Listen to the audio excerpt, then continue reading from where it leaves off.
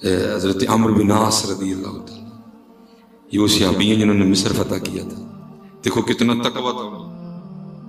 ये वो लोग हैं जिनकी तरबियत नबी अलैहिस्सलाम ने की थी। वहां था शायबा हजरत कोई रिया का को दिखलावे के, लेकिन तकवा देखो कितना ज्यादा।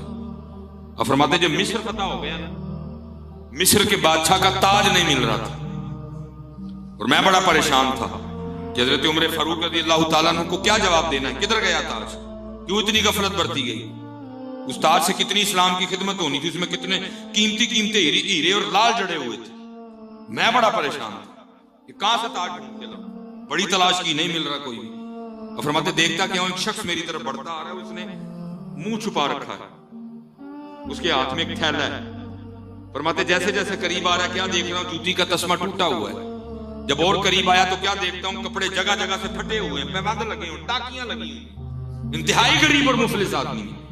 फरमाते अस्सलाम वालेकुम कहा, मैंने भी जवाब ही दिया था। उसने थैले का मुंह खोला, ताज निकाला, मेरे सामने रखा, फिर वापस। फरमाते सख्ते की कैफियत, जूती टूटी, कपड़े पाटे, और ना भी ताज वापस करता तो मुझे तो पता ही नहीं ताज है किसके पास, मैं कहां से ढूंढता जा।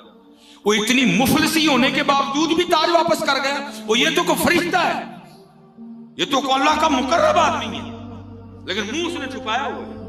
और फरमाते जब उस कैफियत से बाहर निकला वो थोड़ा दूर जा चुका था।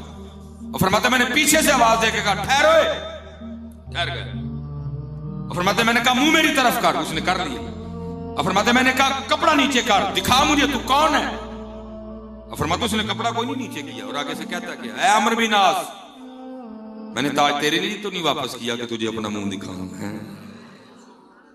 मैंने ताज तेरे लिए वापस नहीं किया कि तुझे अपना मुंह दिखाऊं, और इस अल्लाह के लिए मैंने ताज वापस किया, उसको हाजत ही नहीं कि मुंह दिखाया जाए, वो मुझे भी जानता है, मेरे बाप को भी जानता है।